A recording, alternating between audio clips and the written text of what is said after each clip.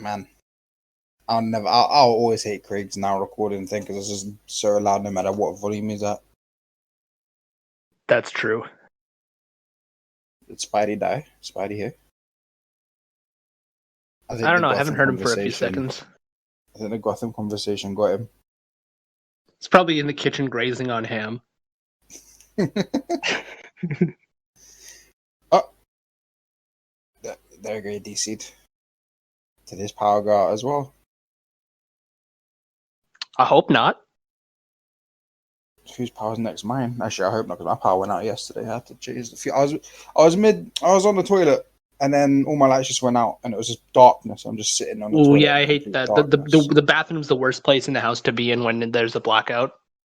And I was just sitting there, and I was like, "Well, I can't get up now."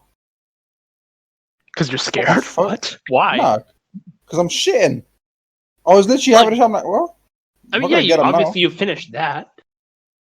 Well, I couldn't. I didn't finish, so I was just sitting there. So I was like, oh, time to turn on my phone. Like, my phone only had like 20% battery. I was like, oh, that's not going to be great. That wasn't fun. That was annoying. What's up, guys? Today's the 28th of February. We haven't recorded in like a month because there's been situation after situation for each of us. Life's just been getting in the way. Spidey has DC'd and disappeared. And we don't know. Oh shit, he did. Oh, there he is. No, he is he? I'm back. No, yeah, he's back. Alright, cool, he's back. Yeah, my internet died on me. But this is a sign.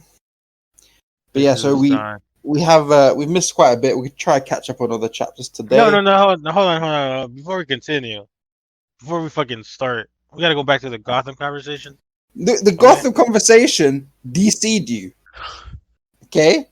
It's clear that you're wrong and your internet knows that you're wrong.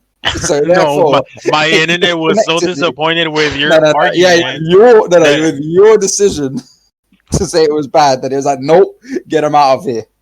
Listeners, if you want to prove that you actually listen to this podcast, write your comment in the appropriate channel and tell us whether the Gotham TV show was good, whether it was bad, or whether you actually have good taste. and we're not talking about one season of Gotham or one episode. I'm glad no one pinged you with the number, so that means no one can. I don't think I uploaded that. I don't think I uploaded that video. To be fair, I don't even know when we lost the last podcast where you said to ping me with 42. Oh yeah. No, I don't think he uploaded that. Yeah, my computer crashed on me, and yeah, we're not gonna talk about that. Okay. Okay. Well, you know, next time, why don't you actually just let me? I'll make a fake. I'll make like a video about it, and I can just do it next time if that happens. Okay. That works. Yeah, not this time though. It's otherwise your thing, because otherwise the editing already takes up a lot of my time. No, that'll be fine. I was just dealing with a lot. Oh, anyway, all right. Go back to your intro, Dev. You sick fucking Gotham fan. It's like being a mess Wendy lover.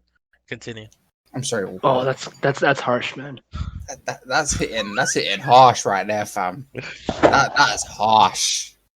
It's okay though. It's okay. Okay, I'll let you off this time.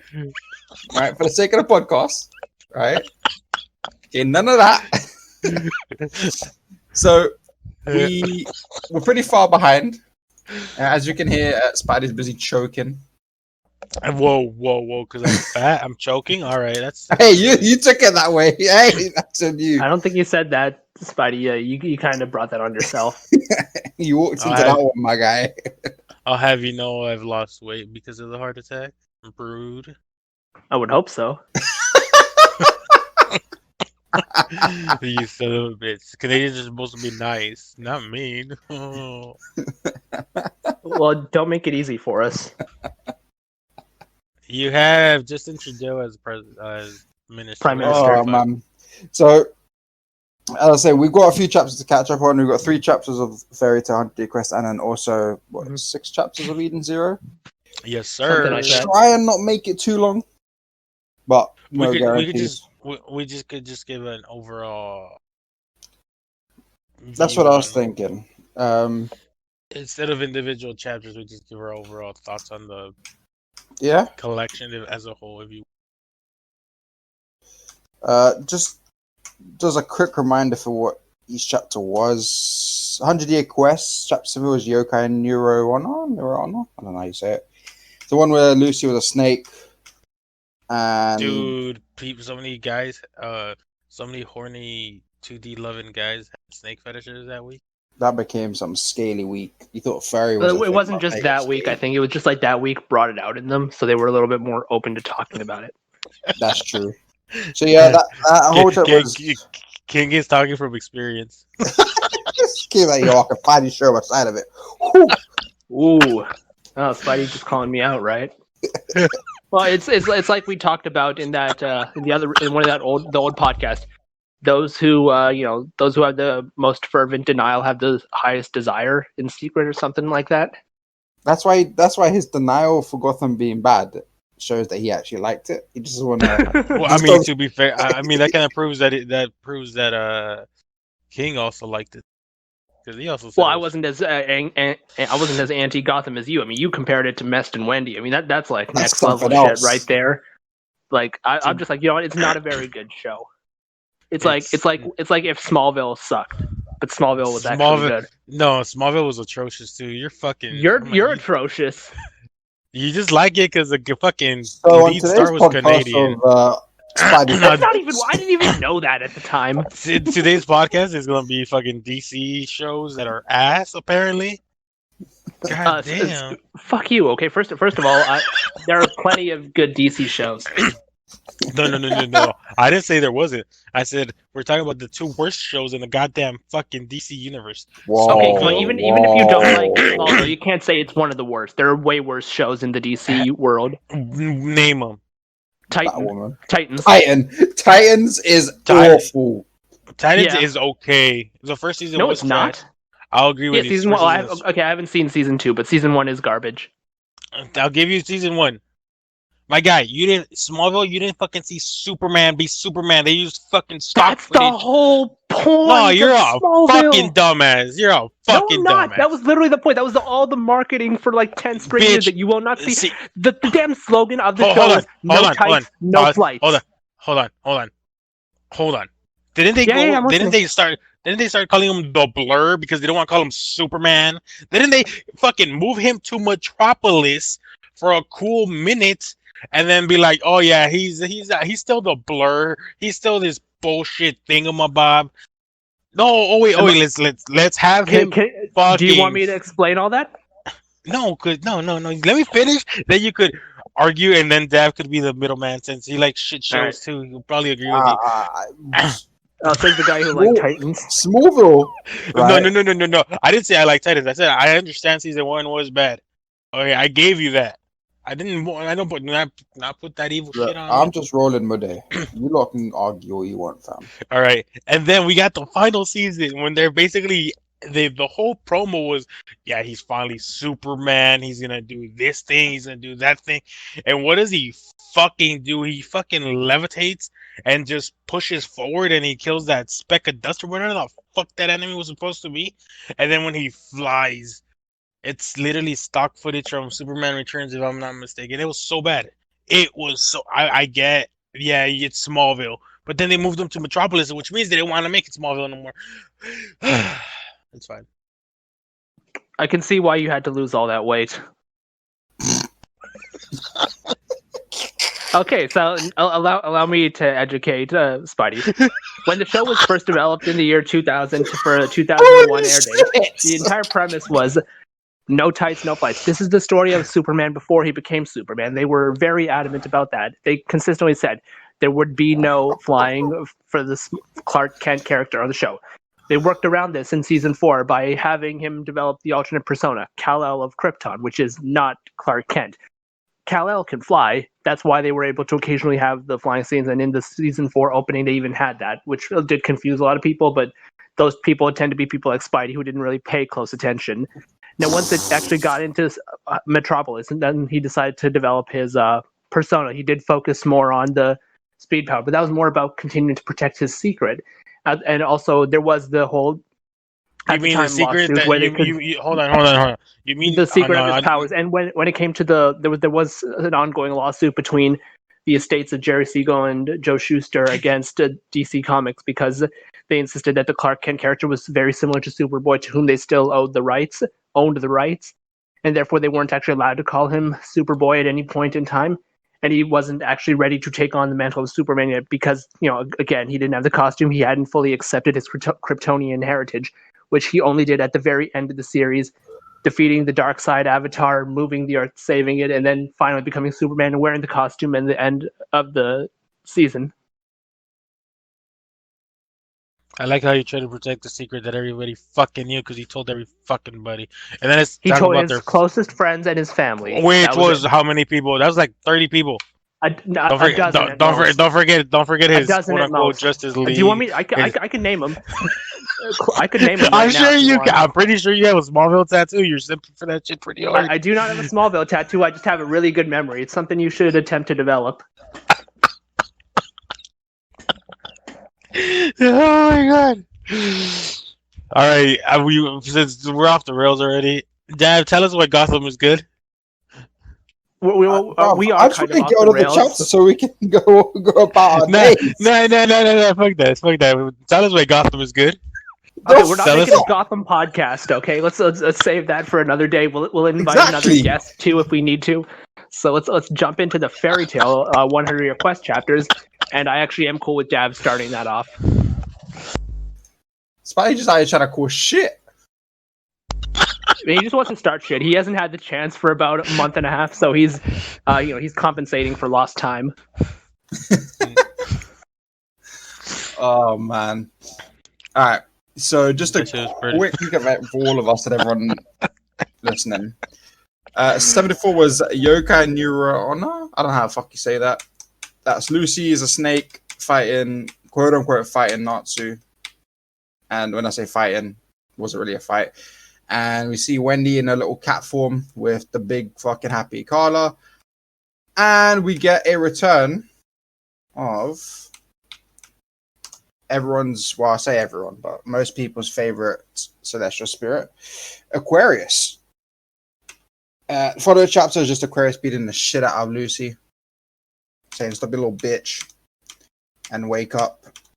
And it was actually quite touching. And then the following chapter after that, the end of that chapter, Grey tried to fight Happy Carla, didn't go well. And then the following chapter was them going after Wendy, and Wendy getting fucking waterboarded. And then Wendy quote unquote defeating Urza in her yokai form.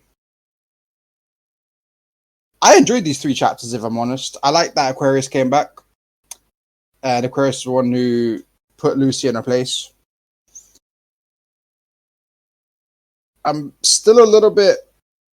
I don't like how Urza's quote unquote fight went. Kind of wanted to see a fight, not just whoosh. I don't know about you guys.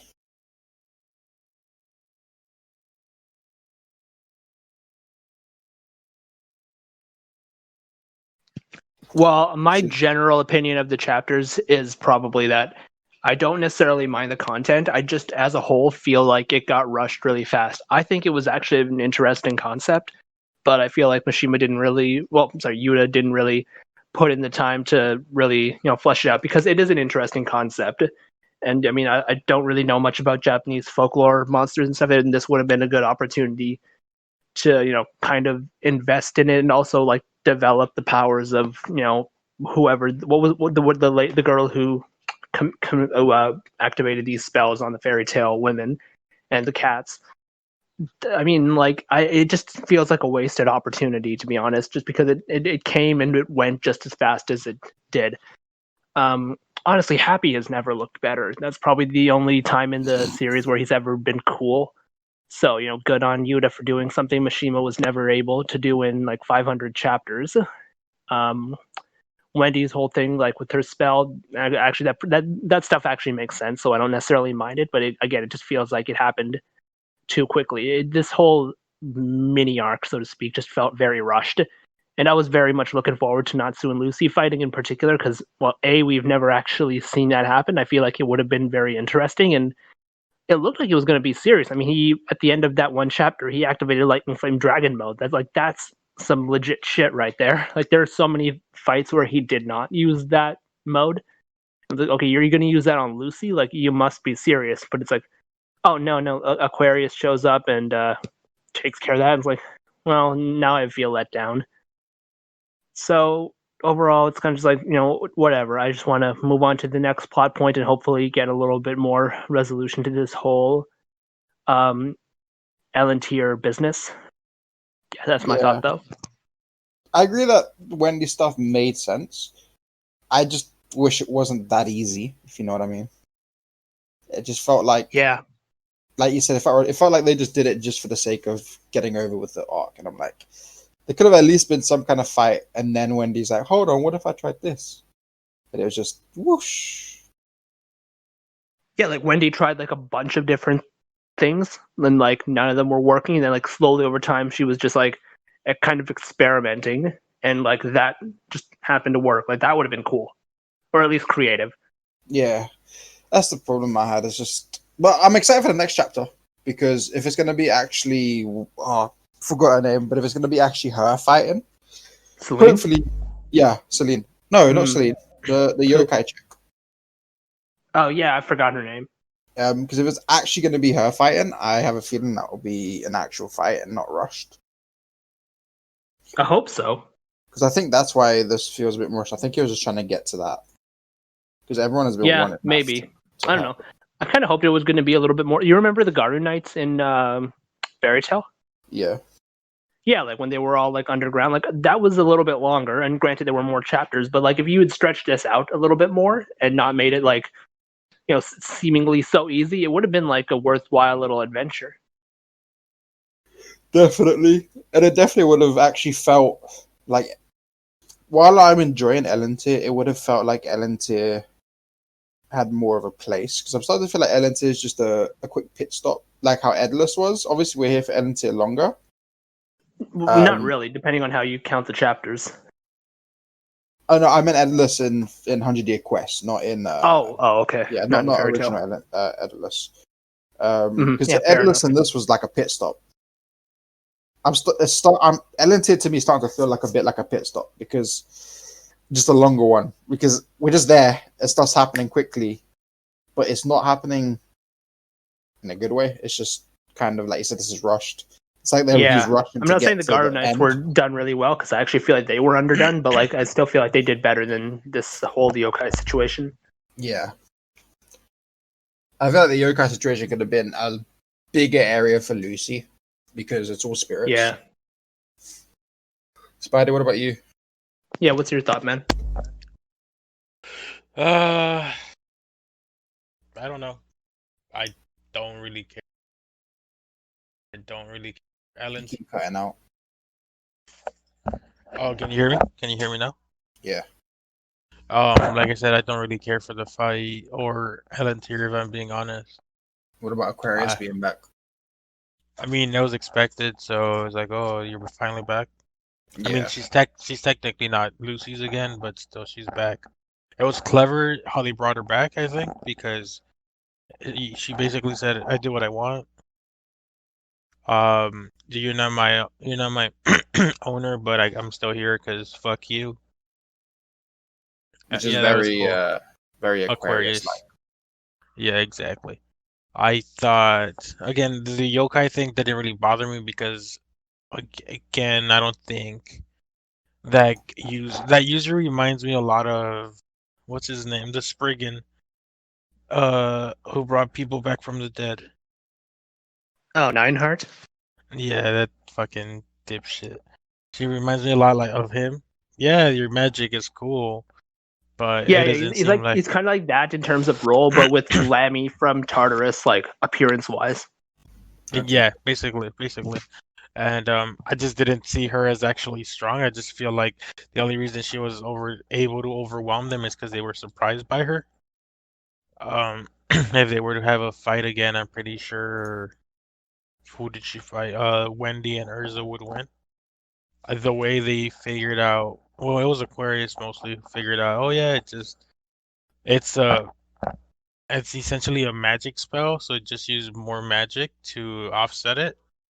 Made sense to me. I mean, yeah, sure, it'd be nice if they're fighting, but at that point, if that were the case, then Aquarius and the the issue I see you guys having is that they solved it too easily, but at the same time, they were Aquarius already knew how to solve it, so I don't know what Well, I mean, I don't think unless our complaint was that it was too easy. It was just that it was too fast. oh nobody, but yeah, okay, yeah, fair, but like at the same time, if you have someone who has the answers, you can't just endlessly delay it just because. So I mean, if they were to delay it, I mean that means that Aquarius and Natsu and Lucy would have still been elsewhere, but we know that they were in the same area essentially. So I don't know how they would have Yeah, to but switch that. how it's kind of like how did Aquarius know the answer though? The Lucy part I can get because that was just her getting in touch Well, with I her mean emotion, but the to be Wendy side fair of it. though, I mean to be fair Hey, though, we don't Howard's know out. a lot. Oh, he's calling him. To be fair, the we don't know a lot about the celestial spirits because don't forget, we also don't know how Mardgear and so the Celestial Spirit King know each other because remember when they fought, it's like, oh, we meet again. Like we don't know about Oh their yeah, no, look, past. definitely. But that's the thing. This could have been a chance for him to give us more info on the celestial spirits because the Aquarius just knowing the answer. To me, it felt like a little bit of a cop out. If she just knows the answer, but how does she know the answer? I don't I don't know how I feel about knowing all the answers. I like the fact that there's a little mystery to these celestial spirits because, like Aquarius said, yeah, there's. I'm not quoting her exactly, but she basically said, "Yeah, there's different worlds, and we could travel to any one of them." So I mean, that essentially could be its own spin-off for the celestial spirits traveling to other Oh, worlds, and definitely. But that's it. That kind of information is something we should get during the chapters at some point, rather than from a spin-off. Like, if Mishima doesn't if really do it's- like flashbacks and exposition for the most part. It's just not really his thing. So it feels like these ideas that come up are never really going to be fully explored. yeah. because this is an example of a situation where people are going to be like, oh, this is just power of friendship, yada yada yada yada. Too, and then my argument will be, well, I mean, the one magic and fucking fairy tale is power of friendship essentially. So good job fucking knowing the series. It's just it gives, I don't know, without, like I said, just feels like a cop out. If she just knows the answer, there's nothing stopping later chapters being solved because they know the answer. And plus, it's ooh, sorry, I got a Twitter notification. Well, so would you have preferred if she basically said, "Yeah, the Celestial Spirit King told me what to do," or I would you mean, still a want a more better definitive? explanation. I wouldn't expect her to like explain everything, but I would have liked her to at least been like, oh, I know this will work because of X, Y, and Z. Or say maybe not saying I know it'll work, but I have a theory that if we do this will happen. Like, Or not even like just maybe your theory fails the first time, but you get it right the second time. yeah, not just turn up and be like, let me waterboard Wendy. There we go, now she's fine. Yeah. I understand the concept behind it. I just don't She was like how she was trying to be American with the waterboarding. It's okay. Okay. I just don't. It's just the whole. She shows up. She just knows. If in any show, if that happens, I get a little bit annoyed because I want to know how they know. I mean, it might just be a preference, but I mean, I feel like that's a pretty legitimate, feeling.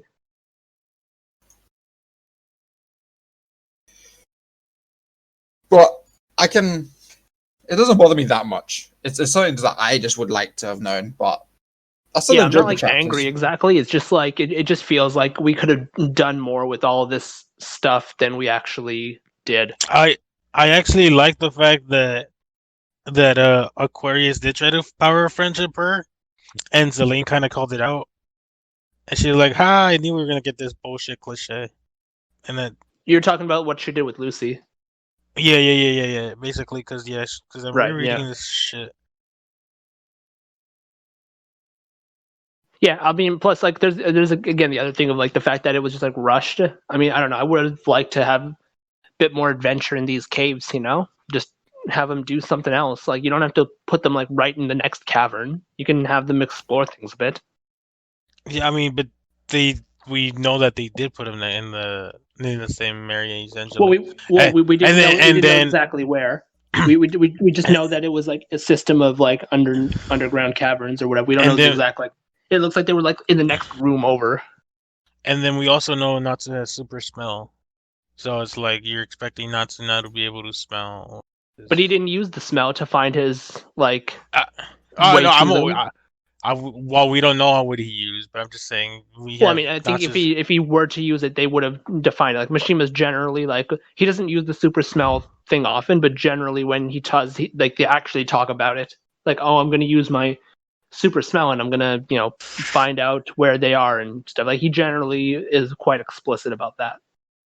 I don't know how I feel about them constantly explaining it after years of us fucking knowing the characters and their ability.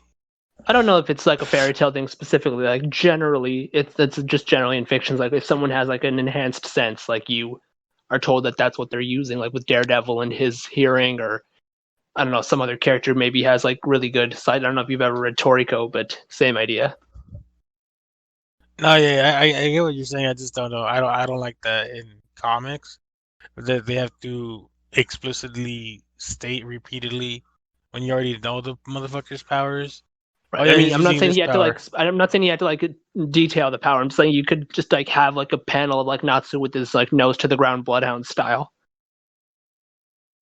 Yeah, I could see that. I don't know. That wasn't my biggest issue with the chapter or the what is it? 3 chapters. 3 chapters, yeah. I just didn't care for Nine Heart 2.0. I never took Mm-hmm. I never took them as a serious threat. If I'm being honest with you, I was like, oh yeah, she turned them into creatures. That's cool. I never took it as a serious threat either, but I did expect more of a fight. But I think that might just be me wanting a fight than anything. I don't know else. if I wasn't sure if it was going to be like a fight necessarily, but I wanted a fight, especially when like Natsu pulled out the Lightning Flame Dragon mode, because generally, like I don't like when you pull out like huge powers for like the most minute of things. It's like if Goku went hunting in Dragon Ball Z and he like went Super Saiyan to kill a deer or something. Like it just feels like overkill. So you gotta kind of save that stuff. But then it's like the minute you do that, Aquarius shows up and Power of Friendship's Lucy, which in and of itself I didn't have a problem with in this instance. But it's like I feel like you're not devoting enough time to what you're trying to set up, and you feel like he's just rushing.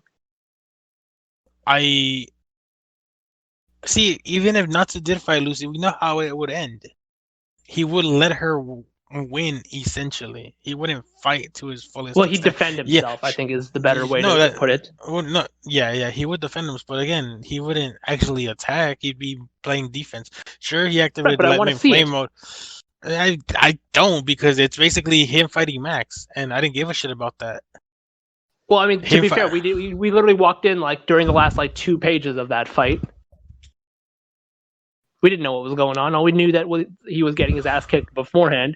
Lightning Flame Dragon mode, then he used the roar, and he would have killed Max, if he had aimed it better. Exactly, but that's kind of my point. When Natsu is fighting people from Fairy Tail, he doesn't go all out, even if they're trying to take him serious or fighting. I do think the circumstances were different, though. I'm trying to think. I think I just wanted to fight. That's what I wanted. I wanted to see some action, because to be honest, we haven't had. It's like I just don't want to go through all this like yokai transformation and then like weird cavern system, and then like they first get captured and then thrown in, and then this happens and that happens. But like just a very brief thing later, and just like one piece of advice from Aquarius, and everything's like totally back to normal, and now they're just gonna go back up. Like it feels like I just kind of like nothing was consequential here at all. That's a fair point. But I don't know. I really don't give a shit about the yokai girl, Nine Heart 2.0. I had zero expectations for her and her ability. I mean, like you said, she did make the fucking cats look amazing, but I feel like her magic is more like illusion magic, where that brainwashes you, and then like, oh shit, I'm fucking evil now. I don't know. I do expect this fight with Celine to be pretty intense. I mean, I hope so.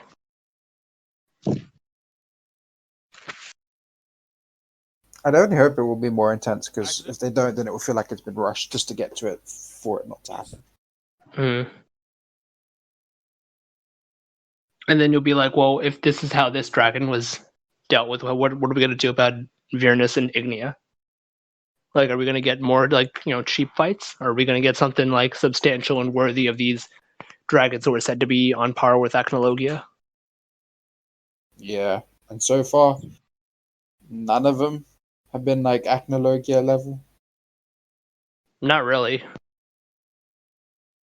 I could argue for Mercphobia in a sense where, well, actually, I could argue for Alderaan and Mercphobia in a sense where their power could be as powerful as Acnologia, but not in a combat level, because I mean, Alderaan I think they were managed more to like create area an of entire effect kind of things, yeah. whereas like Acnologia was very direct and focused.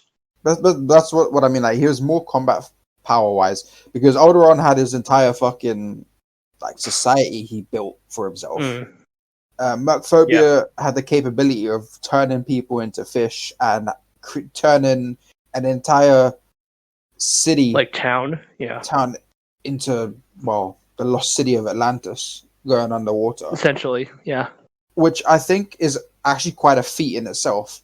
But like I said, if you combat-wise, they're not on Acnologia's level, in my opinion. I think maybe they could be if they were like, because Mercphobia didn't really have the I'm gonna say the will. He didn't have access to his full power either, did he?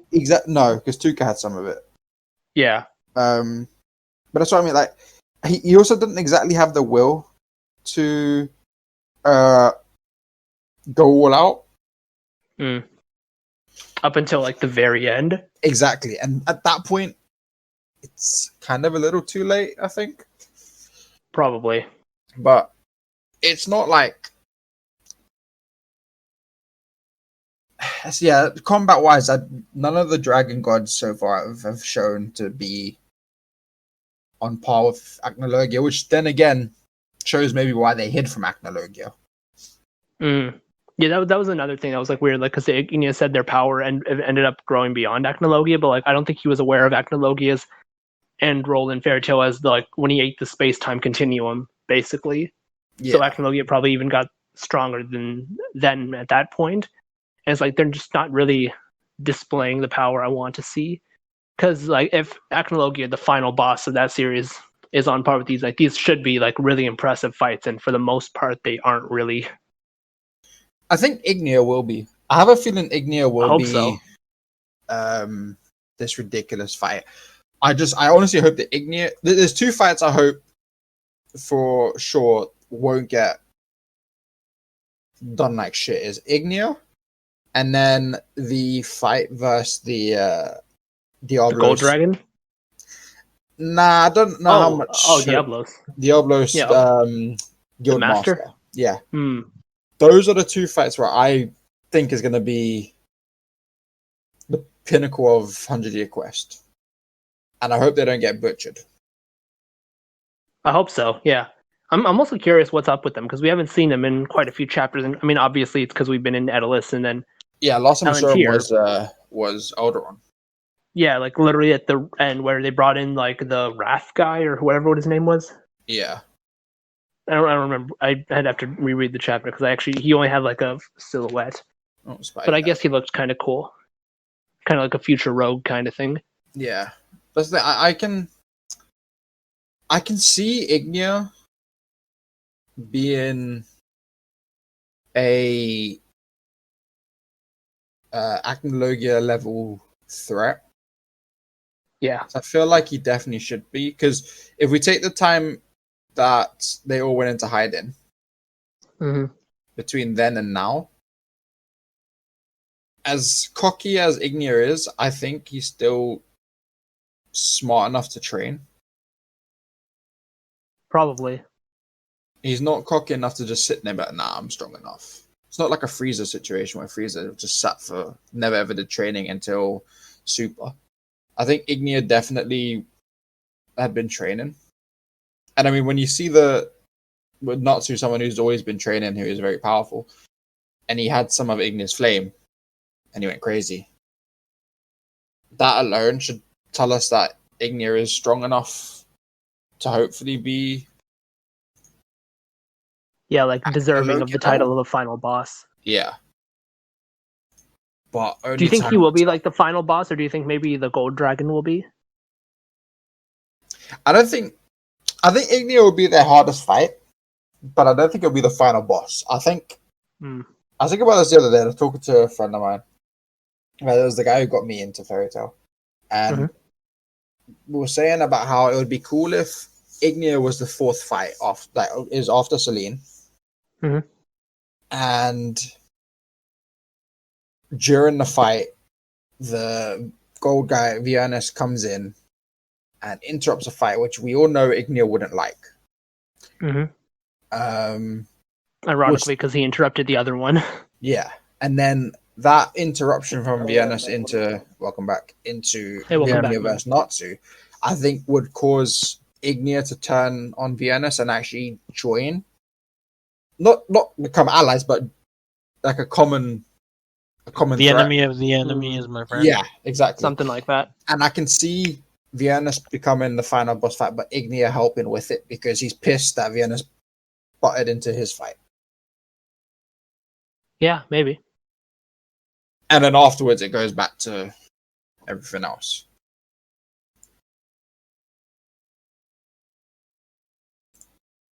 I wouldn't hate that, if I'm honest. Oh, of course not. You thought of it. Just because I thought of it doesn't mean I wouldn't hate it. Yeah, like I think of ideas that I hate all the time. Yeah, you're a masochist, apparently. You like fucking Thank Smallville. You. Oh, God. You're welcome. Oh, God. What do you call it? What do we think of the chapters overall? So far, I think those other two have been like a 7 to me. King, because I always forget. I'm just gonna I don't know. I'm not like terribly mad. I'm just gonna give it like a 5, like as a whole, just because it's like I'm never gonna think about these chapters again.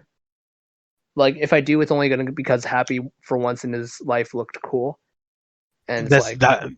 That's why I feel like he should rate it higher, because this is the first time he actually praised Happy. True, but I'm not, because like I would have, because like here's the other thing, I would have liked to actually see Gray like beat on Happy, but that didn't end up happening. My guy is Gray. Gray's the fucking least relevant main character I've ever seen. That is true. You're right. I do agree with that part. Mashi literally forgot about him, and then like, oh wait, I gotta give this man a power up because everybody else is getting a power up. Let's give him a handshake. Dude, I can't comprehend when people come into the side. Oh, Gray's my favorite. I'm like, but why? Ooh, yeah, I know. I don't get it either. I would never forget when I first watched Fairy Tail. For the first, like, I'm gonna say 30 episodes, right? I liked her. I was just cool, because you were learning about his powers, and then he never did anything different, and then his powers always failed. Dude, Dragon Cry was the perfect. Dragon Cry was the perfect thing because we literally see him be the most useful in fixing that fucking wheel for them in the beginning of the fucking movie. That shit was fucking hilarious. Ice make. That's the thing. Like the first 30 chapters, you're like, oh, this is cool because when you first watch it, everyone's cool, and then you realize Gray's never really successful. Like in the fight, it's like Ice make hammer. Ice make Cannon. Ice make Lance. Oh, Let me still fighting. Oh shit. let me be a grease stand for a bit. But he fought that owl guy and he beat him. Something Natsu couldn't do. Who? Exactly. I forgot his actual name, but he was the owl guy from Tower of Heaven. Oh, Fukuro. Okay, yeah, I remember that. Man, that dude was fucking weird. But then the thing is, like, his okay, so everyone's obviously got their ultimate move, right? Right. Then there's Gray. Oh yeah, I show. Which Even he though never his fucking fucking used. Oh, damn, I it's a failed. travesty. Oh, I got stopped again by my own team. Oh, I missed. So great. I show is the Like equivalent 3 of trying times to get. too. Like all of his attack. Look, I'm not going to try and act like everyone's got variety, right? But Gray is just. No, Gray uses. I don't know. You don't need to know Japanese to know the moves he's using when you're translating. Because it's Gray ice just... make hammer or ice make lance. That's it. Nothing else. Exactly. Gray was just so. And then but he's so hot. I mean, He had an I ugly can't judge face. that. All right. He had an ugly face, man. But, like, that doesn't. He's still Like, what is he? What I can't actually remember the last time he was actually properly useful, other than making the same. Dude, did he forget the fucking handshake? That was the firmest handshake ever, man. I don't know. It looked like a bit of a bitch handshake to me. I know if I shook my dad's hand like that, my dad is gonna throw me through a wall. He's gonna go full African on my ass. I ain't getting dinner for a week. If you're gonna shake someone's hand, you go and grip that properly, bro. Happy Groovy a week, everyone. Like, Oh, is it Groovy week? I think I don't know. I seen a lot of the big Groovy Oh, that shit on fans Twitter. posting. okay, Yeah, there we go. There's the one useful thing he did. All right, he makes The dude, I Juvia told happy you the now. wheel. That's it. Yeah. Oh, Okay, second okay. useful thing. He makes Juvia happy. That's it. So he made the wheel and he makes Juvia happy. What else? Okay, he cooled Lucy off during the book, during the demon book. Oh yeah, that was so he kind of acted like a refrigerator. They were cool, an aircon. So he's a glorified AC. He's a glorified. Yeah, exactly. Yeah. His walking. He's a walking, talking air conditioner. Yeah, that's kind of sad. I can't think of any other times where Gray was actually like, if he wasn't there, stuff would have changed. Yeah, there's like no situation where it's like if Gray wasn't there, everything would have gone to shit. It's only the demon book situation where I can give him credit. If he wasn't there, Lucy probably would have fucking burnt the fuck out. I can go with that. Or we could have had a cop out. Oh, Aquarius came out of nowhere. Waterboards are there. We go. But like Gray, just yeah. He just when someone joined said like, "Oh, Gray's my favorite." Did you even watch the show? Not enough of it, clearly. They're still on episode like 12. I like how this entire podcast we were either shitting on Gotham, shitting on Smallville, and then getting roasted back, or shitting on Gray. Actually, the first two were mostly you. No, because you also shit on Gotham a little. You didn't shit on it to the extent I did. Not to the extent that you did. I was only like, it's not a very good show. I do prefer the idea of Gotham. Dude, those Got Milk commercials though from back in the day. Oh yeah, no, I remember. Nah, yeah, Gray's pretty fucking useless.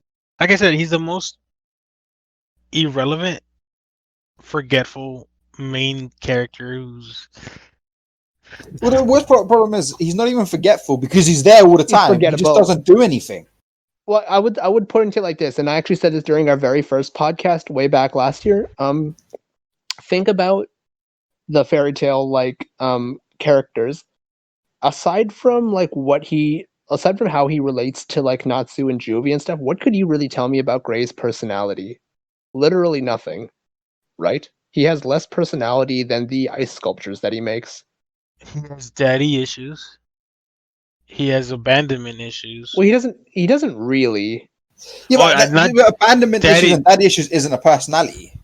If that's your personality, then you don't have a personality. Yeah. I mean, and again, I don't even really think yeah. he has that, to be honest. Oh, he does have abandonment issues. Daddy issues could be arguable. I was just saying that because of the fucking handshake that he gave his dad was pretty, like. I agree. He definitely has got those, but like, I don't. There's nothing. I don't think it's possible for anyone to be able to write a essay, like a paragraph on why he's a good character and why he has great personality. Because he doesn't. If someone could, right, then all the power to. But honestly, I don't think you could. You know what? If somebody can do that in one of the server channels, and you'll get mod rights from Spidey for a day. No, you'll get him for a week. Even better. But it's gotta be convincing. It can't just be like one scene. It's gotta be a fucking. You can't just turn around and say, "Oh, but if he wasn't there, Lucy would have burnt out at the book." No. Because you were at the end of the show, don't mean that anything else is relevant. They're gonna be like, you know, that one time that Gray grabbed Juvia's boob and made her happy, and she stopped raining. Yeah, that one time he made the wheel. Dude, shout out to him. One time he made the like wheel. Floor ice. You made the one time he made the floor slippery and Racer fell down or something. They're gonna bring up. Oh, well, you know, he used the power of ice make silver or whatever the fuck he called that stupid ass move in Alvarez. Oh man. Yeah, he kind of useless. He's kind of ass. Pretty much. I think his like peak was when it was him versus Leon, and then just so Galuna. Yeah, and then it just went downhill. Yeah. There was really not much else. Like, I think the only other thing he's done that was like significant was probably the Eternal Flame from the Sun Village, but it's like that whole thing was still like not very clear. I mean, yeah, but where did that that entire mini arc was kind of useless. I agree, but that's my point. I'm pretty sure that entire arc, the whole point for it was just so that we could get to know Atlas and then Flare. And set up Tartarus. Yeah. Well, it was prelude to the Tartar. Yeah. Like there wasn't really that whole. And then we got like the 100th Minerva versus Urza fight, and then we got like 100 more in fucking Tartarus. Yeah, it was kind of ass. I forgot about Neo Minerva. How do you forget? She was pretty forgettable. Minerva as a whole was like a huge waste of a character. Minerva the anime. That's kind of all I got from her. The anime did a better job of explaining why she was so cruel than the manga. Because in the manga, I didn't get why she the anime, so I'll take your word on that. Oh no, because in the manga she was. I just Oh no! Well, yeah, I guess because in the manga she's basically a cunt just to be a cunt, or whatever. Yeah, and she has like one flashback scene of her dad being an asshole. Like that's it. That's the anime. Well, yeah, I'm not saying it set the it deserves a goddamn award. I'm not saying it deserves an award, but I'm just saying the anime kind of represented the beatdown she would get from her father a lot better, and made you sympathize with her a bit. Yeah, well, I mean, I'm criticizing the manga because like the manga only had like the one scene of her in the forest, and like that's what I'm saying was like whatever. That's not really enough detail. Yeah, I get you, but like like I said, in the anime, you kind of feel bad for her because of that. But then you're like, nah, she probably deserved it. Fuck her. Yeah, that's another thing I was like noticing like around that time of like Fairy Tail, like Rave Master's backstories were so much better, like for every villain. Then you'll like Eden Zero, and you still haven't read that shit. Well, I can't right now because I don't have power. I mean, how are you recording? Checkmate. I'm on my phone. Exactly. You can't read it on your phone? Checkmate. Well, I mean, I don't really like reading manga on my phone because I always have to like magnify the image. I prefer my laptop. Fair point. I think we beat this like a dead horse, so yeah, probably. We should probably move on to Eden Zero, which means I'll Which dip means for a bit game. and I'll come around at the end. Yes, sir. Cool. Go take care of that fridge See you of guys in a yours. bit. Call Gray. Bye. Cool. Yeah, Gray will be the fridge. Oh He'll man. be Okay, so let's see. We've got since it. So we have 6 chapters. Since we have 6 chapters, you could just give the title for them. This is what I'm thinking. We give the title for them, and then we just recap what we thought of the 6 chapters overall, and bring out what we like the most. It doesn't have to be in each chapter, but what we like the most yeah. overall, since it's so many chapters. And then the only reason you guys extended the fairy tale talk was because I had to take care of something. And he doesn't obviously read Eden Zero, so Yeah.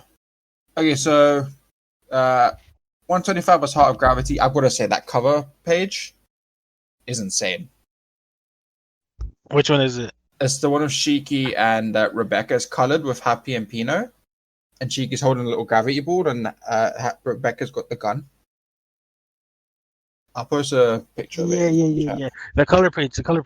Yeah, dude, I have to say that is such a good fucking cover page. I loved it. Dude, it was a pain in the ass to clean. I can imagine. It's so nice. It honestly, when I looked at it, I was like, this is honestly like gorgeous. Yeah, they look very suave. Mm-hmm. And the fun of that chapter was great. 126 was Homura, but her boobs are way too big in that. But this Doctor, Armed and Dangerous. You gotta admit, they definitely look like they've been oversized. Have you seen the World's End Harem anime? They ridiculously oversized. I looked at it. Yeah. It's disappointing. It's a great series, and then they're like, yeah, let's just give them these over the top, and it's like, no, you make. It was a sad day when I saw that.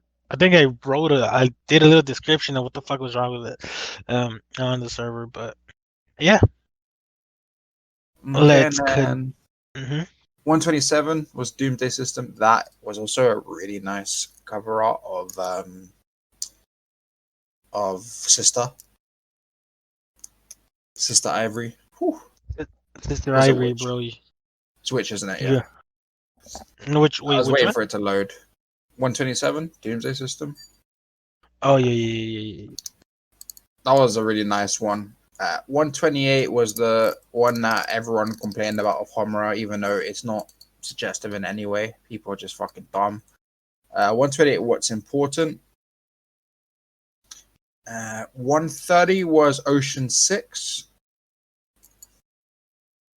And 131 was VRC. Virtual reality chat. Yeah. The hyperbolic time chamber chapter.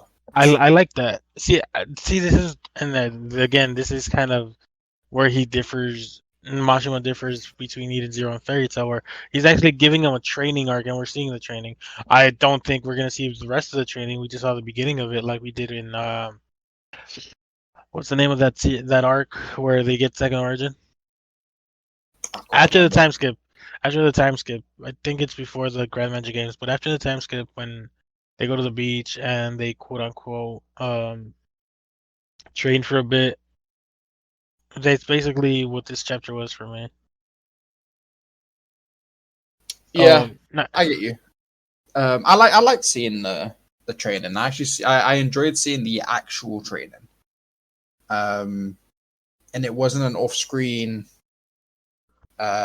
situation. That's what I really liked.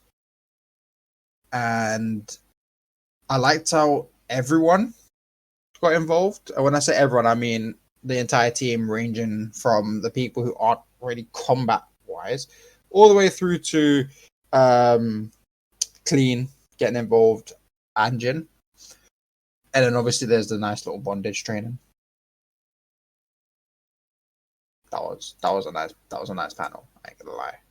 All right, now I'm back. Oh, I think there was a little bit of lag. I was just saying how it's nice that everyone was involved, not just the main team. Yeah, exactly. Yeah, you're right. I didn't think of that. Because every single person on the ship is essentially involved in this training. Whether or not they're getting actual training or they're part of helping the training, they're all there. And that's going all the way through to Clean herself, as well as Jin. Even Moskoy was out there hitting the pole. Moskoy be the real MVP, bro. Oh yeah, dude! I'm telling you, Moskoy's button is gonna be what saves the world one day. That man's gonna press it and gonna save the planet. He's gonna be like, "You're welcome, bye now." Bro, it's the reset button. It's the reset. It's the world jump button. That's what's actually happening. He's pressing that, and that's how they're jumping worlds. He's just gonna reset the universe once he presses it for good. My favorite thing out of these chapters, if I'm completely honest, is Hermit. Hermit. No, yeah, I could see it. It was Hermit. Was it these show or was it before this one? Which is the chapter where Hermit fucking punched. Yeah, I think it's one of these chapters. Yeah, it is. I don't remember the name of it. I think it's but it was one of them. I think it's 127 and 128. But yeah, so that whole little story there where we learnt about Jin and Clean. Dude, that was depressing as it really was. It was well written though. I think that was really well set up. I think it was really well, and it wasn't even like it came out of nowhere either. That's the thing. It's not like it came out of nowhere, and I'm very impressed with how that story came about for Jin and Clean, because now we have a better understanding of them. And then Homura finding out that she wasn't the only one tortured, and him, it was her sister. That Homura was able to actually understand things a lot better. I know, you got me, because you said Homura, and I was like, wait up. Hermit was able to understand everything that he did to her a lot better. And then Hermit and Whis, yeah. And then when they were like, oh, who was I forgot his name, Muela, whatever his name is. He was like, help me, Hermit. And Weiss was gonna obviously do something, and then Hermit was like, nah, let me do it. This is my turn. Punch. That was great. And it was. I liked seeing Hermit. To me, there she grew a lot as a character. She grew a lot right there. In those 2 or 3 chapters, she has grown a lot. I don't think the Hermit before this would have done that to Muela. No, she would have broken down. Exactly. But this now shows that she's grown a lot, and I'm very happy for that. Because I'm liking the character development we're getting, especially for the characters who were more traumatized than the others, such as Hermit, Pino, Homura, like those situations. Homura's was the worst. No, you can't really compare, but Homura's was pretty bad too. Homura's was harsh. Yeah. Your mom doesn't love you, but I'm gonna take you in. Oh, your mom killed me. Like, damn, bro.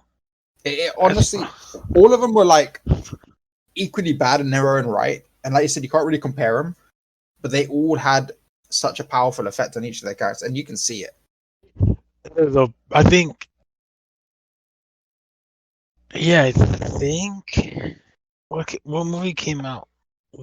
I Love You 3000. I think the Spider-Man sequel came out, or I think it was the Endgame, right, where Iron Man says "I love you 3000" or whatever, and then we have the chapters with Homura and her mom and Valkyrie, and it was like, damn, you got a dagger by watching those movies if you're a fan of those movies, and then you get a dagger with this. I was like, god damn, like, chill, shit. It's pretty intense. Yeah. It's been honestly. I remember, like the end of last year, you and me were both saying Eden Zero is feeling a little bit dry, just because it was the constant Robot Lives Matter thing. But it's nice. Yeah. This is what we hope for. We hope that it would, even though that was all there, we hope that it would definitely go in a different direction. And it's starting to go there. And I think we're actually starting to get that development more and more now. And honestly, I can see, I'm looking forward to the entire results from the little training arc that we're getting in 131. Well, the way it ended, we might not get that. Because don't forget, because Ziggy came out of nowhere. Yeah, buddy. But they still had some training. Because remember, it's like the hyperbolic time chamber that what's the time frame? I forgot. Isn't it like 7 days? Is like 35 days. In the chamber itself, and the Eden Zero one you're talking about, right? Yeah. I think you're right. Because I was like, nah, bro. In the Dragon Ball Z one, it's 1 day is equal to a year. Let's see. 7 days. We adjust. Yeah, so 7 days. We would interpret it as 35 days. So you break it down even more. I'm not doing the math because I'm not a math whiz and I can't really bother. But even if they were in there for 2 hours, all right, that's still quite a lot of time. That's 10 hours of training. There we go. So, actually, I'd love to know how long they were in there before Ziggy showed up. Unfortunately, we don't think we have that time. No, I don't think we do have the time. Like it. So, but judging by the amount of types of training they've gone through, I mean, first thing was just them fucking running. You gotta build that cardio, bro. You gotta build that cardio. First thing was them running, and then after that was still cardio there, and then it became the actual type of training. It's called bondage training. All right, them learning to use their ki without the physical restraint, and that's when Ziggy shows. So, I mean, if we can make an assumption that the cardio would be a good couple of hours, if they're taking, because these people are super powered, they're ridiculously strong, so they're able to run for hours. I think the cardio would help Rebecca more because her leaper ability, would be enhanced by that as opposed to the others. Yeah, so this is what I mean. So they're already super powered people. They're not regular people. So the running for them definitely would have been 2 hours of running for them isn't going to put them into heavy stress, like especially if it's just jogging. Yeah. But we can assume then that the warm up was them running. We can put that at like 2 hours, and then the next training could be another couple of hours. So that's like 20 hours in total that the body's felt. That's a lot of time for training. So it is. I'm interested to see how often they'll revisit this VRC, or if it'll just be a one-time thing. I honestly think if they made it a one-time thing, it would be stupid. Because how would you explain never using it again when it reaps so many benefits? Because, I mean, if we just compare it to Dragon Ball's hyperbolic, there was an explanation for that. They could only use it once, which was then obviously retconned. But still. Yeah, I was about to say, no, I'm pretty sure they use it more than once. Yeah.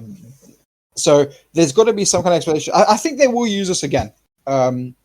Just obviously not to the same degree, extent. Maybe. Yeah, same extent. But I liked this little training arc, and I hope even with Ziggy there, I think you know what's gonna happen. Ziggy's gonna turn up. Hermit's gonna be like, nah, shut the fuck up. Blah, blah, blah, blah, type way, boom. Ziggy's out. I'm calling it. Hermit's gonna be like, fuck this guy. It'd be interesting if she would be able to do that, or if Whis would be able to do that. It looks like it's more of a technical side of it, which is where Hermit specializes. Yeah. But I'm excited for that. These fucking chapters, bro. I'm thinking of them and like watching some of the panels. Wait, can we go back to the fucking Poseidon? All right. Okay. Yeah, I was going to talk about that. Right. His ether gear is man just plays D&D. He rolls dice. He's literally like Oh shit! I got ones. You know what ones means in D&D? It means you fucked up. It means you failed. All right. That's why he walked away. He's like, oh shit. Oh shit. I'm Man rolled 3 interested. nat ones. You know how hard it is to roll a nat 1, bro? 3 times. Well, I forgot who, but they made a good point because timeline wise, we see a baby in one of the flashbacks, and I think it's Shiki as a baby, right? So Yeah. Shiki's no more than like 15 years old. 16 if you want to say the baby's like 1 year old, but even then, it's kind of interesting that Shiki's so young. Because most of the time, Mashima's characters aren't that young, so it's interesting. I really would like. In Fairy Tail, did they ever give the ages of characters, or was it kind of No, yeah. When they gave their character bios, you know how we had some for Homura and all them, but they had their Yeah. likes and dislikes. Well, for Fairy Tail, they had something similar, but they had their ages. The only ones that didn't have their age were the Dragon Slayers, and now we know. Well, Yeah. all these years later, we know why, because you can't really. Are they 400 years old, or are they? You get me? Yeah. But Okay. So it would be nice to get those ages, one way or another. The one thing I want to say that I love the Ocean 6, wasn't these the. these are the fan art, the fan Yeah, drawings, the contest winners. Yeah, I've got to dude. say these are really good.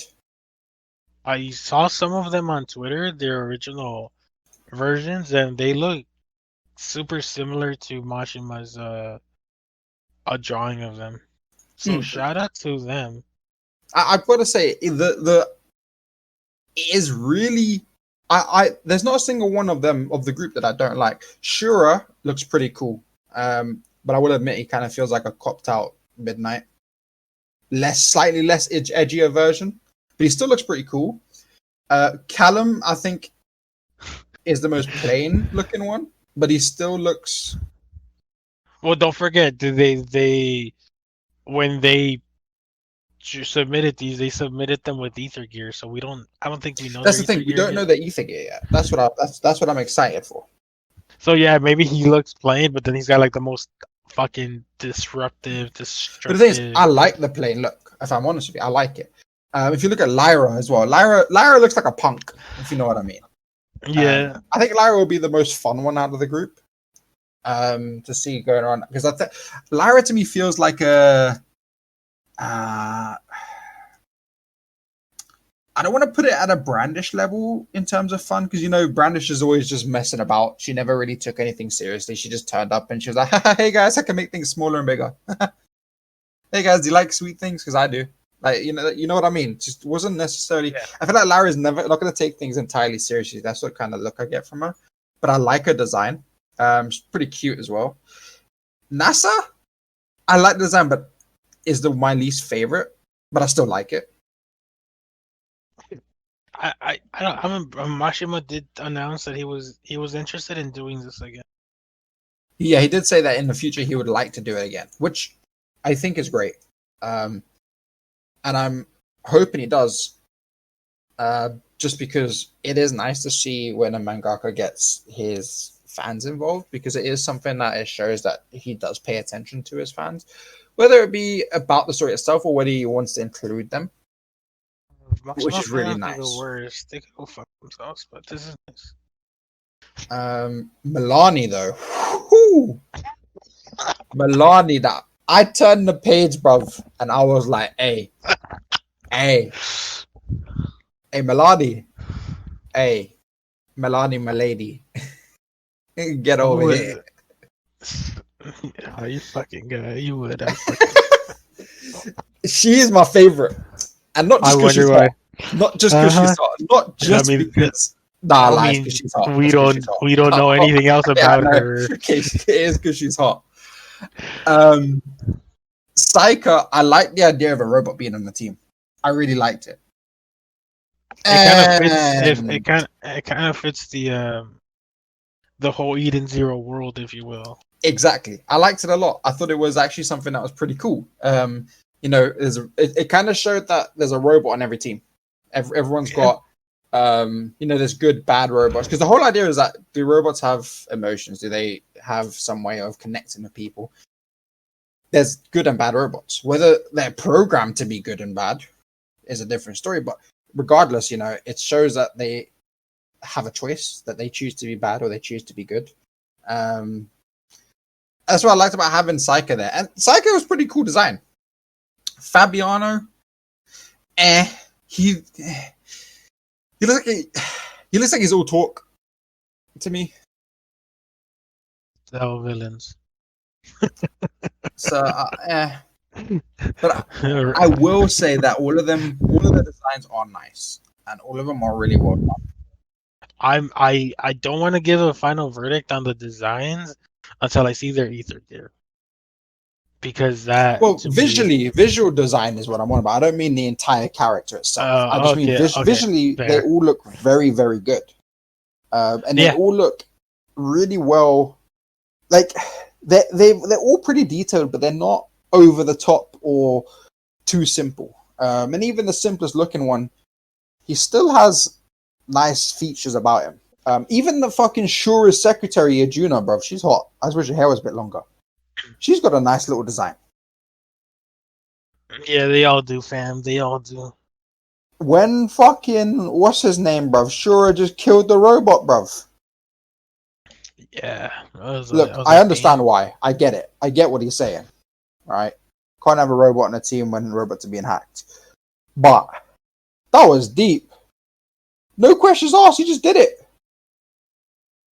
And it seems like, obviously, Shura's obviously the most powerful one out of the whole lot.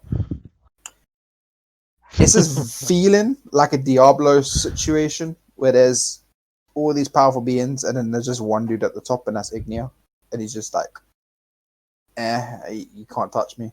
That's what Shura feels like to me. That's pretty crazy. I think Shura will be the least interesting one, though, in my opinion. Outside ability wise, sorry, because obviously he's got gravity and obviously he's like a prodigy and so on. But I think it's just me not knowing how else they can display gravity. Ether. Yeah. I mean, I say this each time, but Shiki does always amaze me every fight, because every fight he does something different with his ether. So I mean, Mashima is very creative. So I guess only time will tell, but I am excited for more of the OCs.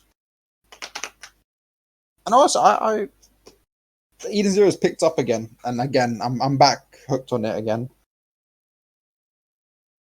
But yeah, these last 6 chapters have been a lot. What about you? What's been your favorite?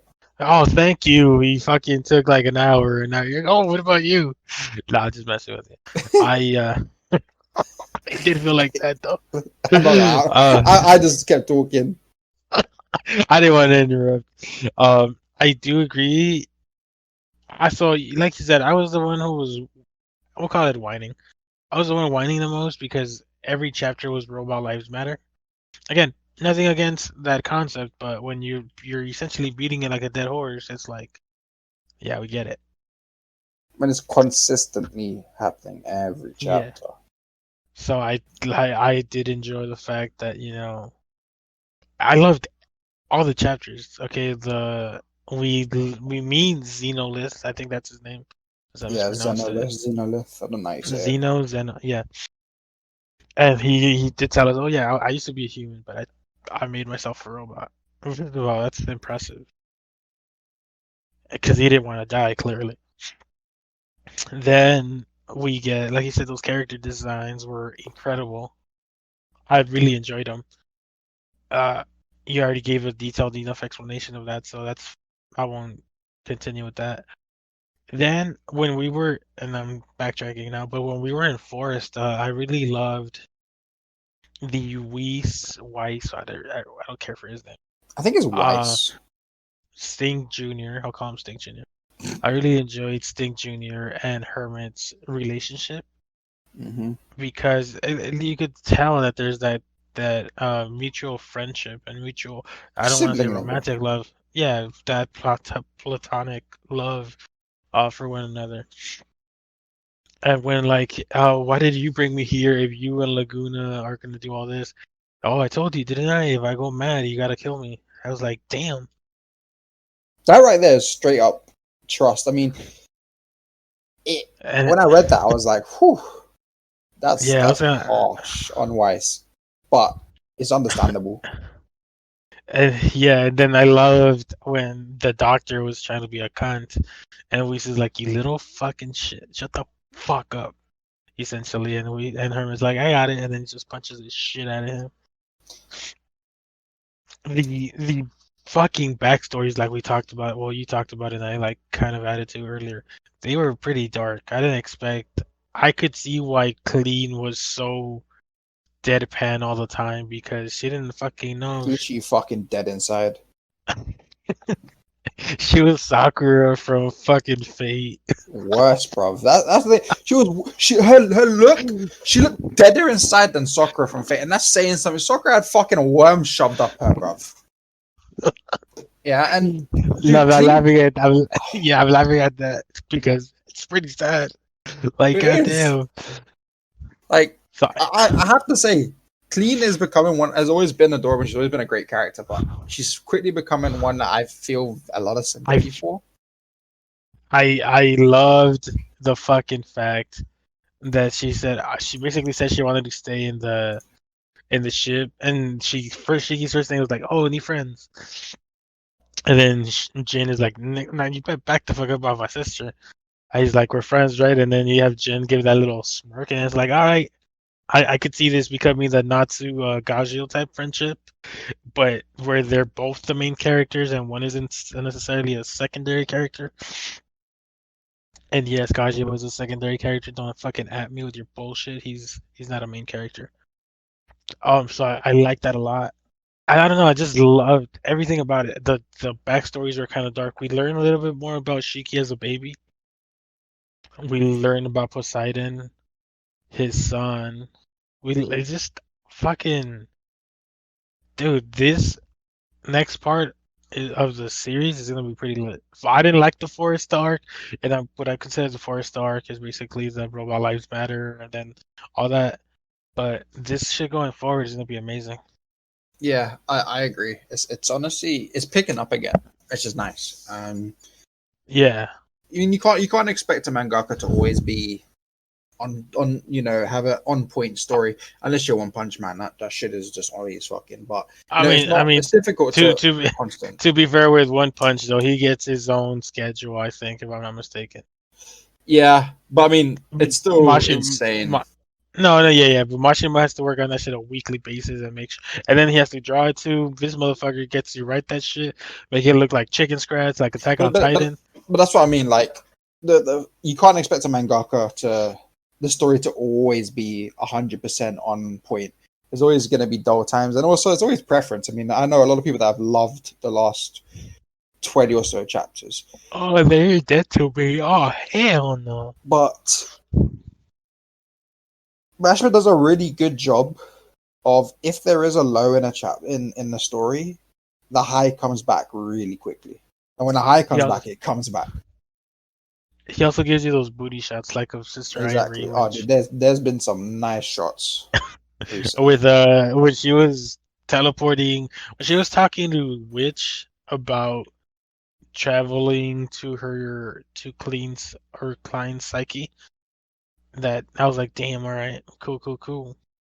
And the first thing we see is, I was like, cool, all right, bet. Actually, that's one thing. Not the booty shot, but the art. I looked at the first few chapters the other week because I was showing a friend, and because he loves sci-fi, and I was showing him, and then went out to look at it, and then I showed him the most recent chapters because he wanted to see how it was developing. The art hasn't changed massively and drastically, but it has gotten. I'm not going to say it's gotten better because it was bad, because it wasn't at all. It's kind of gone sideways, but it's got a gradual increase in becoming a lot better, because panels where you wouldn't expect to have this crazy detail because it's not needed, has it. like the shot with Hermit looking down at Muela, the shading in that is great. And then with at the end of one of the chapters where she calls Weiss very cool, even that one, such minor panels have such detail in it, and it shows that Mashima is actually, to me anyway, when an artist is putting that much detail into panels that don't really need it, it shows that they're enjoying writing the story more and more. And if they're enjoying writing it more and more, it makes it look a lot better, which makes us enjoy it a lot more. Because I've been noticing there's been more and more detail in the panels. Yeah, and it's great to see. I don't know if he does all the panels, but I do know he does obviously the characters and stuff. I think his assistants work on the backgrounds and all that. I could be wrong, but I do agree with you though that no, because I do agree with you though, because like early on in Fairy Tail there's a lot of detail. I'm not saying that later on Fairy Tail didn't have detail, because it did, but there was a lot more detail early on, and then as the series was basically in its last legs, the detail wasn't as much there, if you will. So I do see what you're saying, and you could very much tell that Mashima loves writing this series. I'm just excited. Mostly I'm excited. It's more I'm anticipating the anime. Oh, don't even remind me. I might actually have to be active on this. No, I'm kidding. Let's get King back actually, because we'll talk about the anime and the voice actors. Well, before we do that, I want to bring up one final point about the comment you made about the art style. I think the best way to compare it is early Eden Zero looked very much like Fairy Tail 2.0. Most recent Eden Zero looks like its own thing with some inspiration from Fairy Tail, but at the same time, you could very much tell that it's its own thing, as opposed to early on where it very much looked like Shiki was Natsu and stuff like that. Well, that's what you and me were saying at the beginning when we first started the podcast, is that the art style, while it's still similar to Fairy Tail, it is this to us is Mashima cementing his art style. Basically, he's like, this is my art style, and yeah, basically his art style has grown through the years. If you look at his Rave Master art, it looks nothing like it looks now. Even some Fairy Tail art looks nothing like it looks now, because as an artist, you could tell he cares a lot about his craft, so he's always trying to improve. I would argue he doesn't need to improve because it's already great. He made Seven Deadly Sins look amazing, something it's never looked like. And I'm sorry if you're fans of Nakama, but his art is just okay. I would prefer Seven Deadly Sins with like a Mashima art style. I mean, but that's just me. But yeah, but with later on with Eden Zero, you could very much tell that, okay, this is the art style, but I'm changing it enough to where you can't say it's Fairy Tail 2.0. You could say that about Skull Fairy, but you can't say that about Eden Zero. And I love it. I love that it's starting to cement it. Because it's very clear now, very easy to tell the distinction between the two, especially when he releases some art. I've always been able to kind of tell, especially when there's a picture of Rebecca and Lucy. People they look exactly the same. I'm like, nah, there's enough differences for you to know which is which. Rebecca's shorter.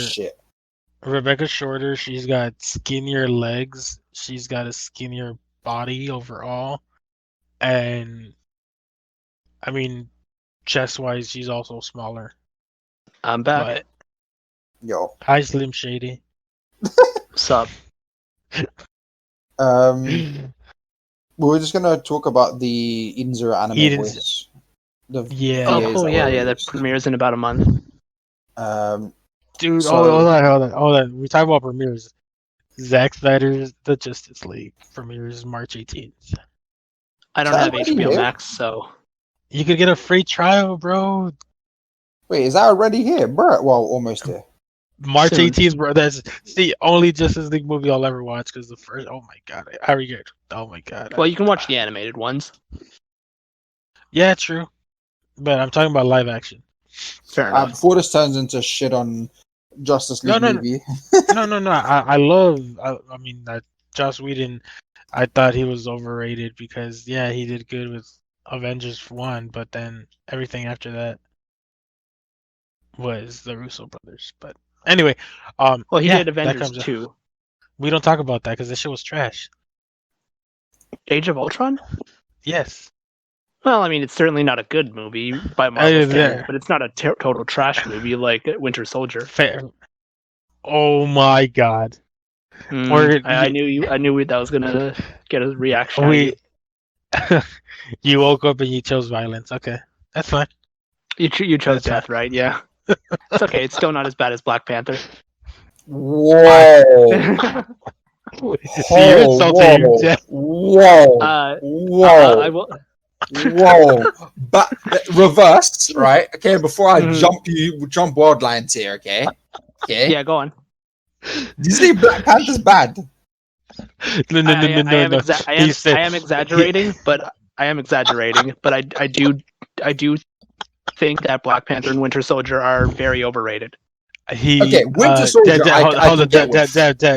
Chill. He's a fan of Captain Marvel. That's all you need to know. Oh, fuck you! Captain Marvel sucks.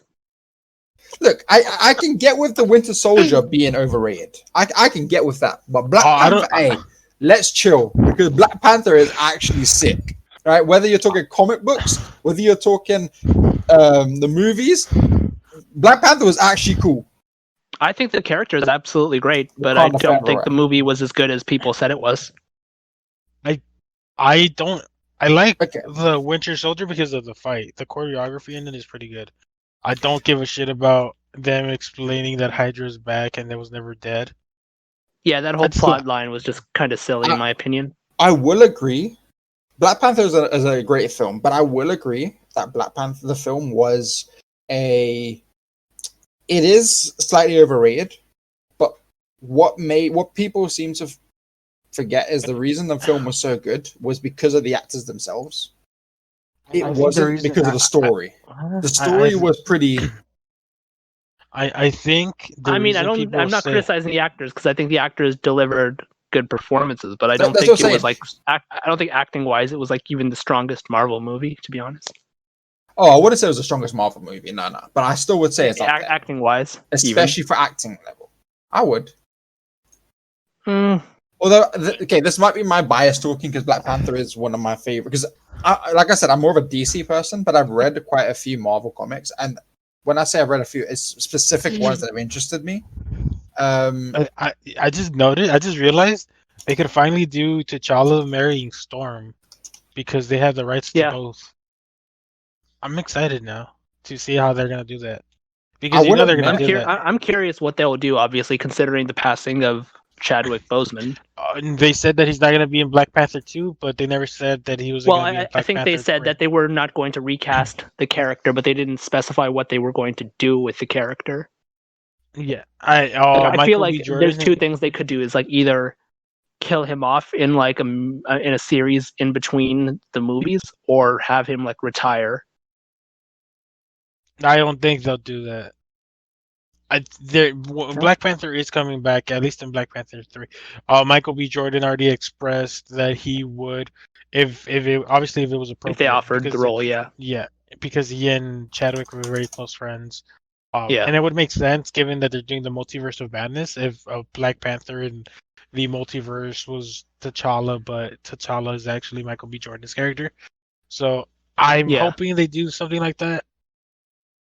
I'm guessing they will because all this shit in WandaVision and Doctor Strange and the rumored Spider-Man bullshit. I'm very curious about that. Yes, it's gonna be interesting. All right. Anyway, we got a massive. I'll wait, Dev. Give your final thoughts before we go to the news because we super massive tangent. I was just saying, like my Marvel comic knowledge is fairly limited because the only comics I've really read is Spider-Man, Deadpool, Loki, Ghost Rider, and Black Panther. I've read a little bit of others like Matt Murdock and so on, but it was more, and Gambit, more like just looking at it because I saw something that was cool. So I don't really know what the others are like comic-wise because I think the comics are always going to be better. But that's why I have quite a bias with Black Panther, because it is one of my favorite ones, and it's one that I read quite a bit when I was younger. So I think that's probably why I think that Black Panther's might be better than it actually is. I think one of the things that also okay, this is me playing the race thing, but I feel like that's one of the things that makes it good. The fact that we were able to get an all black cast besides Ulysses Claw. The motherfucker died anyway, so it doesn't matter. But like where the characters were black and you didn't feel like, oh, they're just trying to cash grab and oh look, here's equality and shit like that. That's why I feel like it did a lot better than it would normally have done because a lot of people were interested in it. I don't understand how Captain Marvel raised $1 billion when the story was so trash. But yeah, Captain Marvel was not very good. I thought it was good the first time around, but after I sat down and thought about it, and I'm like, yeah, it really isn't. they literally retconned Captain America being the reason it's called the First Avenger to this motherfucker Carol Danvers. Right? Yeah, with like one fucking photograph. Yeah. But I will say the worst movies in the Marvel universe are the Spider-Man movies because they're not having him play Peter Parker; they're having him play Miles Morales. I like Miles Morales, but Miles Morales is in white, and he also didn't simp so goddamn hard for fucking Iron Man that he makes Pokemon simps look like fucking babies. I don't know the reference, but I disagree. You like the? This will be a conversation for next week's podcast. Sure, do it 2 weeks, but yeah. Yeah, we got what it meant. Yeah. We're gonna have a full on. Yeah, no. You chose violence and I chose death. This is happening. Okay, so the news, Dad, go ahead and give us the news because super tangent. 1 sec. I'm just handling something. A second has passed. What is the news? I'm handling something. I'm busting your chops. Chill. Okay, since he's dealing with something, which one was your favorite Spider-Man of the 3 that we've had so far? Okay. Oh, Andrew Garfield. But I feel like we've talked about this. Yeah, I know. I just want to make sure you're on my good side. So, right. What do you like about the Marvel Spider-Man? It could be any. I'll be honest. I just like that it's different. It just fits well within the frame that they already set up during the previous 8 years in the Marvel universe. I would have been kind of bored if we got another like Spider-Man origin story like the Tobey Maguire situation in the Marvel universe, but this way we've just got him being kind of a junior Iron Man, which I admit that's not something people like, and I understand why. But I think within the framework that they'd already established, it's probably the best way to handle this character. I could see where you're coming from. I can see it, but it's because do you know the Miles character? Do you know Miles Morales? To an extent, yeah. Like I've never read the Miles Morales comics, but I have like seen the cartoon, like where he's been like a character as like a guest star or whatever. So I have a general idea. Yeah. So yes, so this is my issue with the Marvel Spider-Man, is that they essentially made him the Miles Morales character, right? Where Miles Morales he wasn't in love romantically, but he revered and he like it was not worship, but he had high praise. Yeah, he looked up to Spider-Man. Yeah, a lot. Which is what they did with Tom Holland's Spider-Man with Iron Man. He's like, oh my god, you're Iron Man, you're Tony Stark. Oh my god, it's amazing, yada yada yada. Mm. And it's something that I don't know. It's just you're giving us traits from Miles Morales, his best friend being Ned in the comics, and in the show his entire backstory is kind of it's Spider-Man, it's Peter Parker-esque, but at the same time you could tell it's more Miles-esque. And I feel like a better way to have introduced him is essentially Peter Parker never existing And just in have the Miles like straight up in the first in the Captain yes, America Civil War movie. yes. So basically, Iron Man my fills the original Spider-Man's role.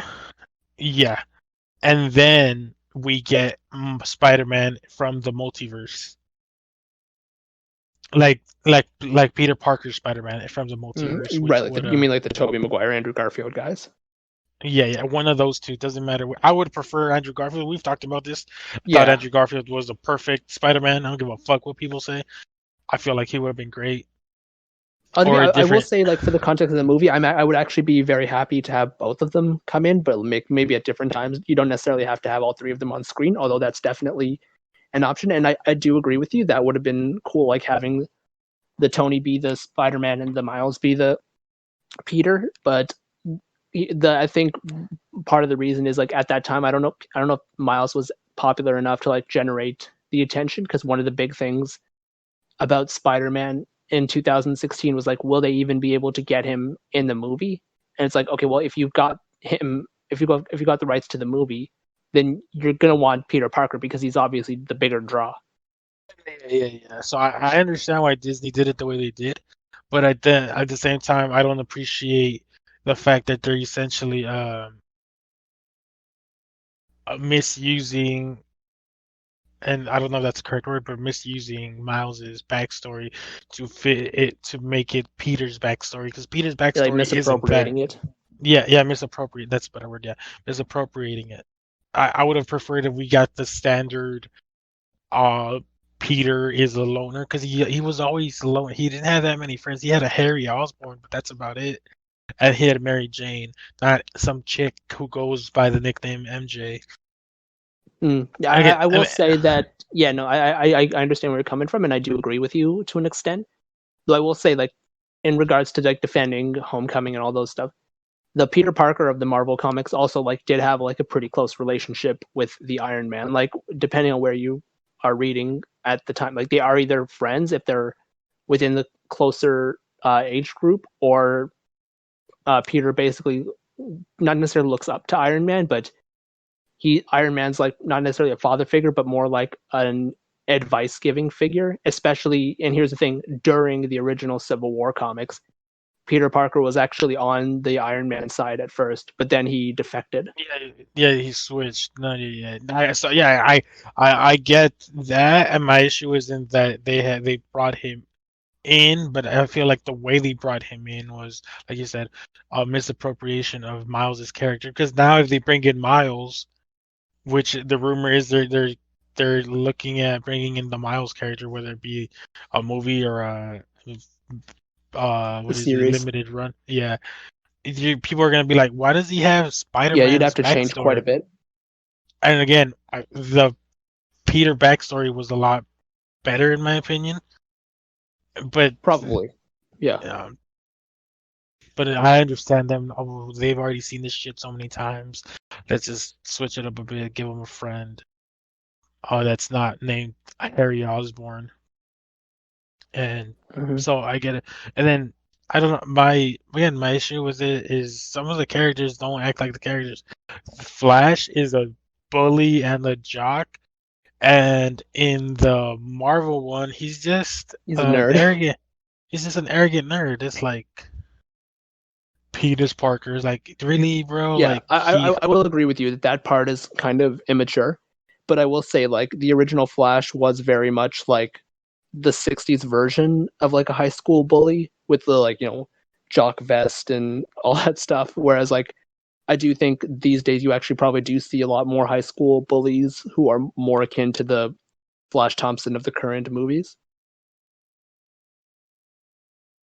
well, yeah, I guess, I haven't been in but I high mean, school for a long time, obviously, yeah, but like exactly. this is No, my yeah, general impression. Like you're it's not always like the jockey nerds who are pushing people around. Like that's a very old kind of trope that's been around for a while, and I think they just wanted to change it up, and I don't necessarily mind that.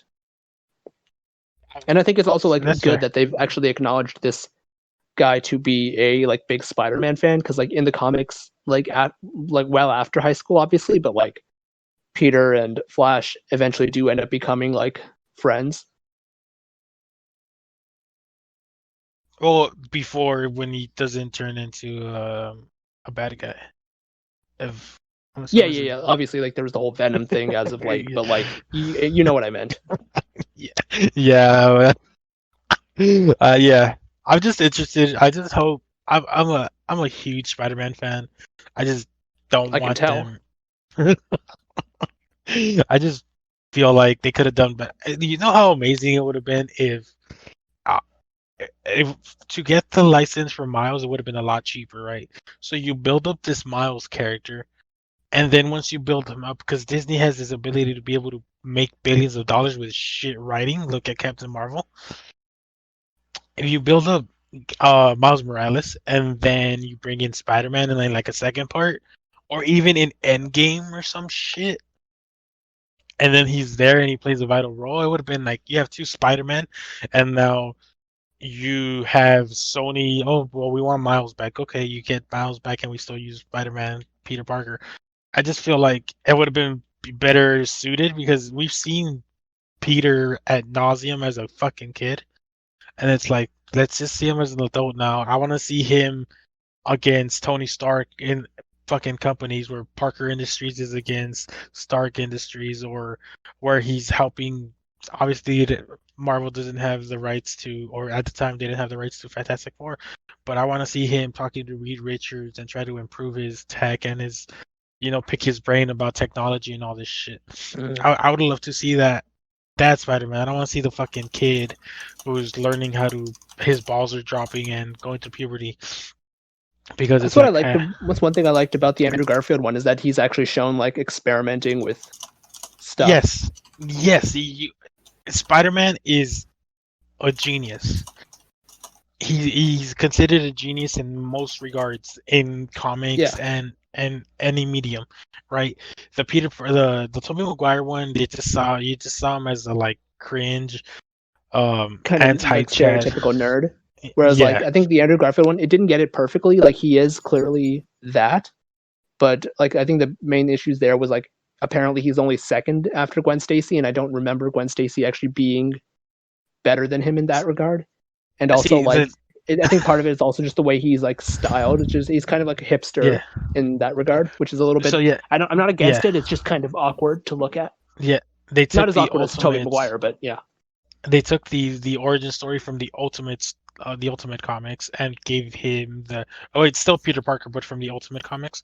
But I do agree. And then with Gwen Stacy, to your point, Gwen Stacy was very one-dimensional, very boring, very transparent, and the only reason she was killed off in the comics was because Stanley didn't want to tie down Spider-Man so young. So he killed him, but so we never saw her full potential.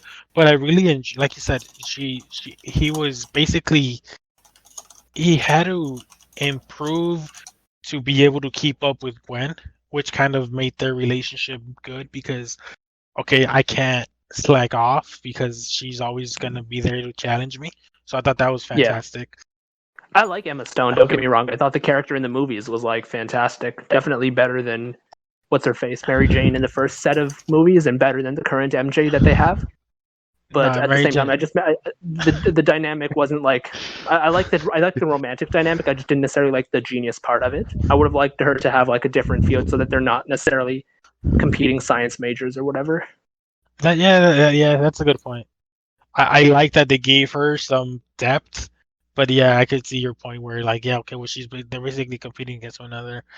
Um, but okay, anyway, Dav, before we have another 3 hour fucking podcast, the news that we got for we'll the Zero continue this anime.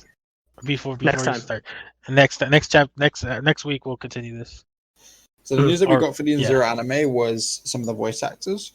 The first one is Weiss Steiners, who is Hiromichi Tezuka, who was actually Argyle from the Fairy Tail Final series. What do you guys think of that? I think it kind of fits. It's fine.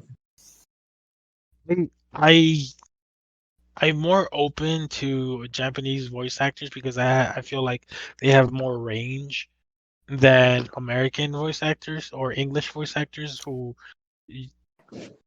I'm not trying to Kind of sound just sound like off. themselves in almost This every Yeah. role.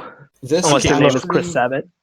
this Yeah. is his first main role. I'm looking at all his other roles, and they're all supporting roles. So this is his first main role. I'm Cool. happy for the guy. But yeah, like King said, I'm a huge Todd Havercorn fan, but in the Dragon Cry He sounds the movie, same in every role, though. no, exactly. In Dragon Cry movie, when he's supposed to be sad, he sounds like normal. When he's supposed to be happy, he sounds normal. It's like, okay, I want some range, which is something that Japanese voice actors could do. Who next was Pino Shiori Izawa, which is Mary Hughes from Fairy Tail. Who else did she do? Pina from Sword Art Online. I'm just trying to Oh, find the most known ones. Pina Kamara and from Log Horizon. okay. Oh wait, it's okay. You guys won't know, but Wu Zeshin from FGO. Okay, that's not actually. I like that voice actor. Now that I know more who she is. All right. I'm excited. All of it, all of her other. Again, this is another person. Looks like it's all been side characters or supporting characters. Sorry. So this looks like this might be her first main role, which again is nice. I'm excited for these people. Yeah, they're definitely getting a shot, and I feel like like I said, Japanese voice actors have more range, so I'm excited to see what they could bring. And I'm excited to see the English butcher it. The next one is Homura, which is Shiki Aokai. Yo, my boy Shiki's gonna voice Homura and be Shiki. Let's go. They look like they're actually okay. I'm not gonna say they're relatively new on the scene. It's just that they haven't done much. They've done a couple of Cinderella Girls, Card Fight, 3D Kanojo, but nothing that's like popular. They have had main roles before. This is going to be their third main role by the looks of it, so I'm excited. When I heard some of the clips about that from their voice, it looks like it suits Homura. I don't know. There was some controversy regarding that, right? With it being a trans, which, I mean, I don't know why, male to female. I don't know why people are being so butthurt about it, but hey, they do the job right. They do the job right. Yeah, pretty much. And plus, like, I don't know, it's voices. Who cares? Exactly. They don't fucking so matter. we were talking about earlier. We have women who do like men's voices all the time. Ash Ketchum. The actual Ash Ketchum is always gonna be female. Bart Simpson from The Simpsons is female. It's like again, and exactly, like American and English both. So yeah, and then like in Japanese, we have Goku being voice acted by a female. Like plenty of characters from like Digimon and like other shows have had the same situation. Naruto is voiced by a woman. Luffy, I think too, right? I know he is. I'd have to double check the Japanese. Powers reach our capacity. 90%. All right, so we should start ending it soon. All right, we should probably close out. We're gonna. The voice actors are looking good. I'm looking forward to finding out more. It's looking like it's a whole bunch of supporting actors getting their debut, which also I like. I like it, and it's basically part of the Fairy Tail family because you mentioned the ones you've mentioned that are main actors have some ties to the original Fairy Tail anime, so it's kind of nice that they're essentially giving them you know what, you did solid work for us. I mean, to be fair, Fairy Tail has had quite a few episodes. I feel like most people who are prominent in the Japanese voice acting industry will have had a role on Fairy Tail at some point or other. It is one of the bigger shows where there definitely would have been someone somewhere has played something. So I do think it's going to be exciting. I think what we just need to wait for is that first proper trailer to drop because we've only had the TV. Yeah, we should be getting the trailer soon. I mean, I would think so. A month. It's gonna premiere in front of the Justice League movie. I mean, we are the anime Justice League. But yeah, so I'm excited for it. I think it's gonna be great. guess as more news comes out, we'll wait and see where this leads us. I'm excited for Shiki's voice actor and Rebecca's. I'm excited. Like I said, I have more faith in the Japanese voice actors because they have greater range, and they don't sound the same in every scene. Nothing against the English voice actors, but yeah, because like for My Hero Academia, I feel like they do a good job with the range, character-wise, like Kachan and Deku, obviously All Might. So like hell, even the original Pokemon actors were really good at that. Yes, sir. And So then they with changed that, them. Yeah, with that, we're gonna call it a day. Sorry for the long podcast, but it's been nearly a month. We will be back bi-weekly, and yeah, I'm still unemployed, so I'm just getting my still shit on sorted. lockdown. Yeah. Stay safe. Life is life, know guys. Keep it up, stay safe, and we shall see if you guys. Yeah, remember if you guys listen to this, tell us your thoughts on Gotham, and also at King of Uncool and say 42, so we know that. Yes, sir. Yes, sir. Listen. And if you write an entire essay, which is like a paragraph and a half, of why Gray is good, at least eight lines. Eight full sentences, and it's good, you will be mod for a week. All right, bye guys. Take it easy.